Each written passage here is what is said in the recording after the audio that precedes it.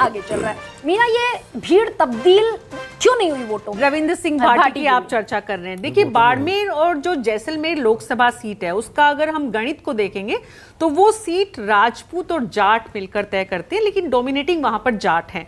इसलिए उम्मेदाराम के पक्ष में सबसे बड़ा कारण तो एक ये था कि वो जाट कैंडिडेट थे और बीजेपी का कैंडिडेट भी जाट कैलाश चौधरी। तो जाट वोट पूरी तरह से उम्मेदाराम की तरफ आ गए, बीजेपी की तरफ कैलाश चौधरी को क्यों खारिज किया? कैलाश चौधरी की पिछले 2 बार से उन्हें सांसद बनाकर दिल्ली भेजा। बाड़मेर लोकसभा जैसलमेर के लिए कोई काम नहीं हुआ, लोगों से मिलते नहीं थे, लोगों की बहुत नाराजगी थी, बहुत विरोध था, पार्टी के लोगों ने विरोध किया, लेकिन उसके बाद भी उन्हें टिकट दिया। तो जैसे ही जिस दिन टिकट की घोषणा हुई थी उसी दिन ये तय हो गया था कि ये सीट बीजेपी लूज करेगी।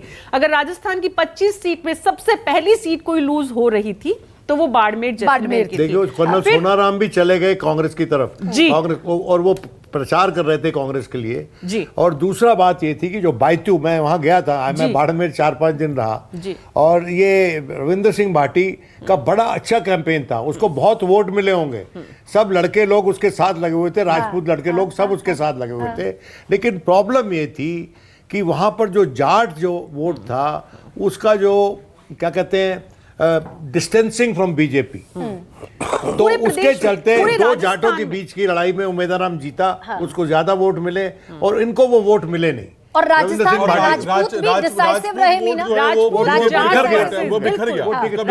और जाट राजस्थान में डिसाइडिंग होते हैं। अब यहाँ पर जाट और राजपूत की लड़ाई हो गई थी, तो उसमें फिर सारे जाट एक तरफ उम्मेदाराम की तरफ गए, बीजेपी को पूरी तरह से जाट वोट नहीं मिला। शाजिया राजपूतों की नाराजगी भारी पड़ी क्या? एक सेकंड, शाजिया राजपूतों की नाराजगी भारी पड़ी क्या राजस्थान में? जो कंटेस्ट मात्र 4 से 5 सीटों पर था, वो कंटेस्ट बढ़कर 9 से 10 सीटों पर पहुंचता दिख रहा है।